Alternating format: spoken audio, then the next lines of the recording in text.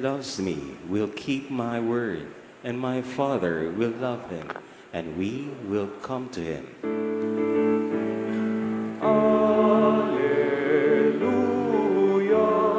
alleluia, alleluia, alleluia.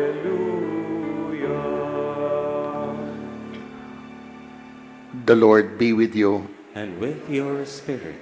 A proclamation from the Holy Gospel according to Matthew. Glory to you, O Lord.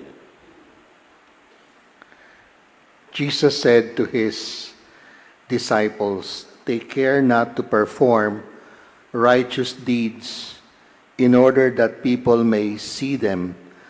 Otherwise, you will have no recompense from your heavenly Father.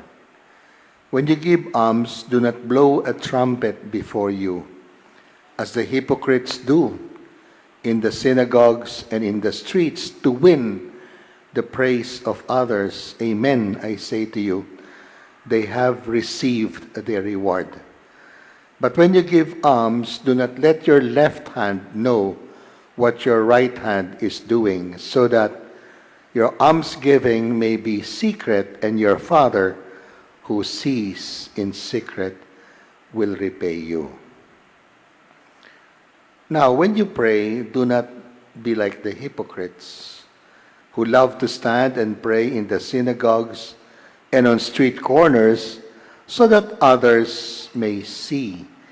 Amen, I say to you, they have received their reward. But when you pray, go to your inner room, close the door, pray to your Father in secret, and your Father who sees in secret will repay you. When you fast, do not look gloomy like the hypocrites. They neglect their appearances so that they may appear to others to be fasting. Amen, I say to you, they have received their reward.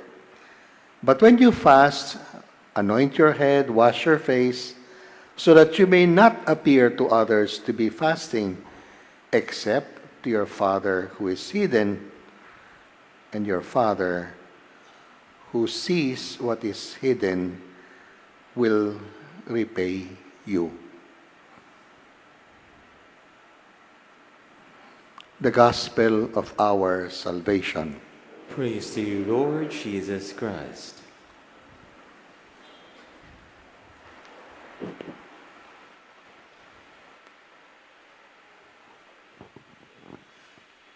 In this ordinary time, we have been using for some week or two already the Gospel of Matthew.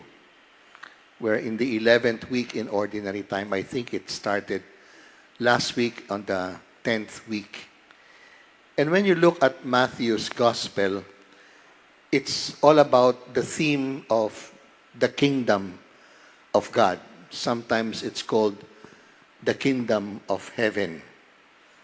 Actually, it begins with chapter 3, kasi chapter 1 and 2 of the Gospel of Matthew is all about the infancy when Jesus was born and grew up together with the visit of the Magi.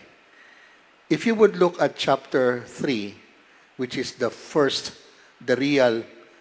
original intro of the Gospel of Matthew, there is John the Baptist that speaks about the kingdom of heaven, the kingdom of God, is drawing near. Kasi hindi naman siya yun eh. The kingdom of God is about to come. But when you look further, when Jesus is the one now to preach, Jesus would say, the kingdom of heaven is at hand. Because He, Jesus, the Son of God, is ruled. When you say, if Jesus Christ is ruled, someone is king to Him. Tama ba? Pag merong ruler, meron kang pinapanginoon. meron kang fina-follow na mas makapangyarihan sa iyo. And when Jesus says that the kingdom of heaven is now at hand, it's because in Him, in His heart, in the very bottom of His person, in His identity, we could say, at the core of His person, is the Father. Ang Ama, ang namamayani, ang Diyos Ama, ang nagiging makapangyarihan. When you say makapangyarihan, namamayani, sumusunod siya sa kalooban, kaisipan, kagustuhan ng Ama. To the point na yung kaisipan ng Ama, kanya na ring pag-iisip. To the point that yung kalooban ng Ama, yung gusto ng Ama, magiging kanyang gusto. At yung nasabi ng Amang, gusto kong gawin ito, gagawin niya. So wala siyang inisip, wala siyang sinabi, wala man siyang inambisyon, kundi ang gusto ng Ama. Totally taken up ang Panginoon Jesucristo ng Panginoon ng Ama, pagka-Panginoon ng Ama. So, when we speak about this kingdom that is Jesus Christ, namamayani sa Kanya, ang Diyos Ama, ang sabi naman niya sa mga disipulo niya, follow me. So gawin niyo, yung nakita niyo sa akin,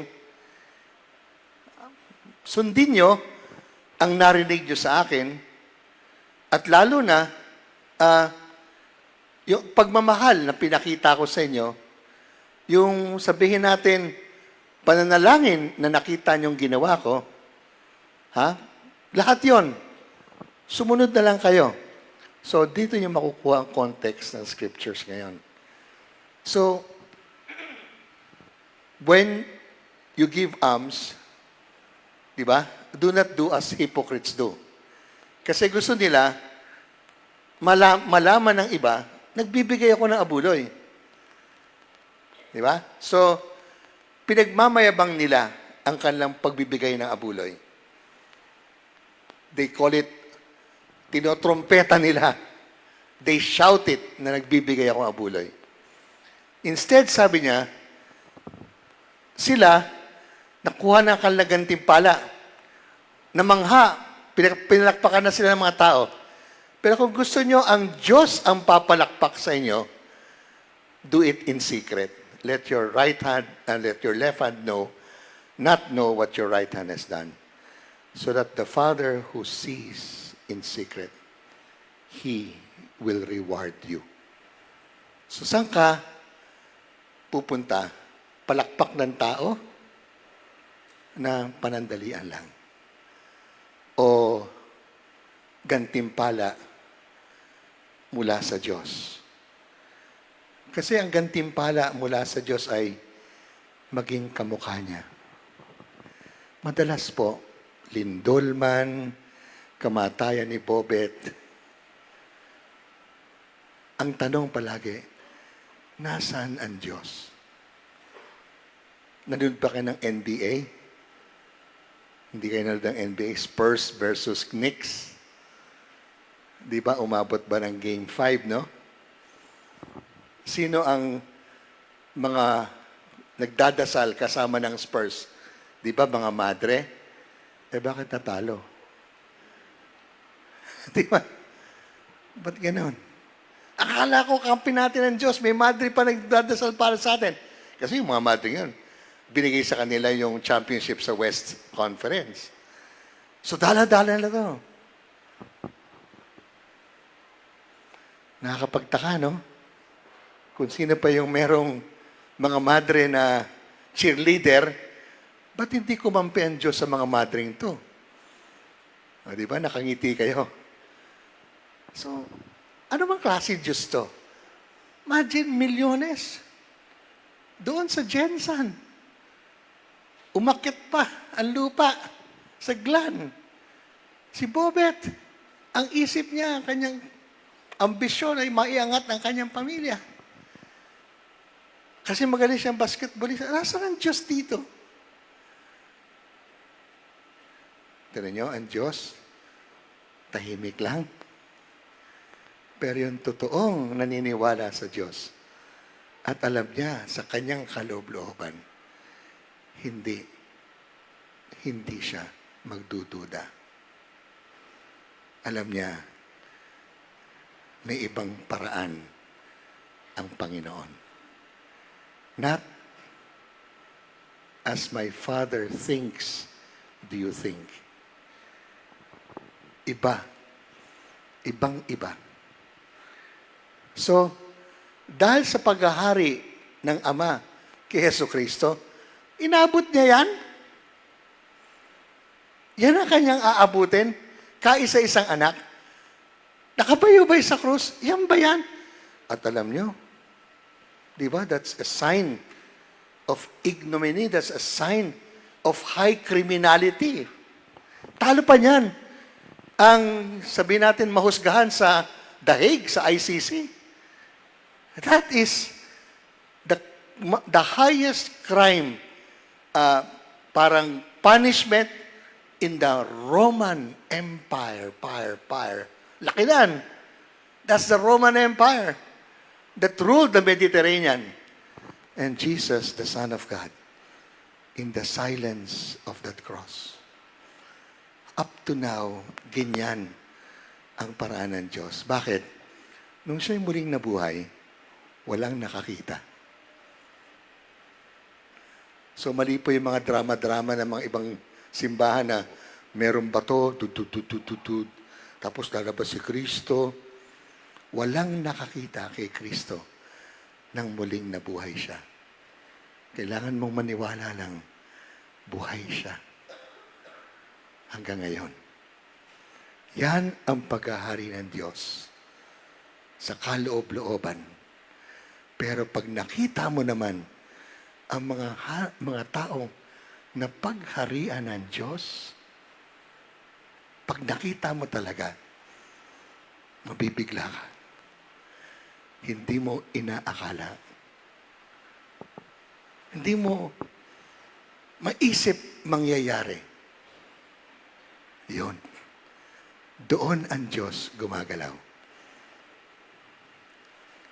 Dito sa inyo, maraming ganyang tao.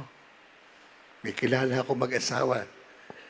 Ang kang anak ay very much learning challenge.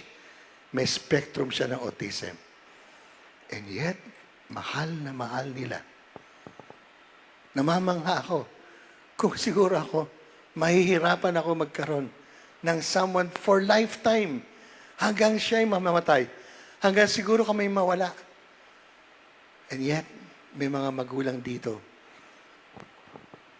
give up their dreams and ambitions.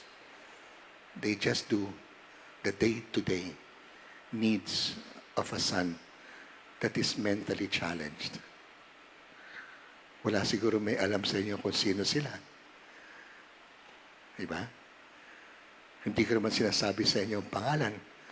Pero nandito sila ngayon at alam nila, sila ang tinutukoy ko. At sinasabi ko sa kanila at sa inyo, naghahari ang Diyos sa puso nila. Sino man ang tumutulong sa maliliit, whoever gives me a drink of water, whoever feeds someone who is hungry, enter into the kingdom of God. Sapagkat bahagi ka. You belong to that God. Kasi yan ang Diyos na nagsabi sa'yo, tumulong ka naman. Kahit ikaw mismo ay nahihirapan. You know, sisters and brothers, there's no poor person that cannot give. And there's no rich person that cannot receive. We are all in need.